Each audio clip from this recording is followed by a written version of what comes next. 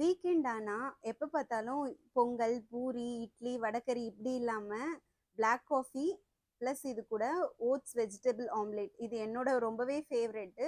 என்னோட ஃபேவரெட் மட்டும் இல்ல, இனி உங்களோட ஃபேவரெட்டாவும் கண்டிப்பா மாறிடும்னு நான் நினைக்கிறேன்.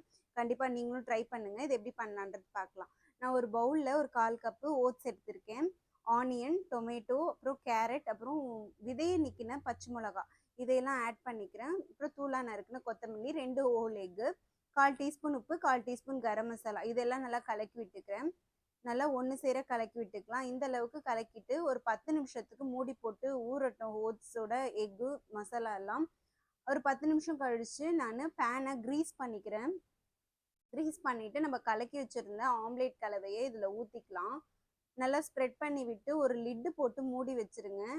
ஒரு 5 நிமிஷம் கழிச்சு 2 பக்கமே ஃப்ளிப் பண்ணி எடுத்துக்கலாம். எனக்கு இந்த கலவைக்கு எனக்கு 2 ஓட்ஸ் ஆம்லேட் வந்திருந்தது. பொறுமையா 2 பக்கமும் ப்ரெஸ் பண்ணி சுட்டு எடுத்துக்கிறேன். அவ்வளோதான், ரெடி ஆயிடுச்சு. கண்டிப்பா நீங்களும் ட்ரை பண்ணுங்க, சாப்பிடுங்க, என்ஜாய் பண்ணுங்க. பாய்.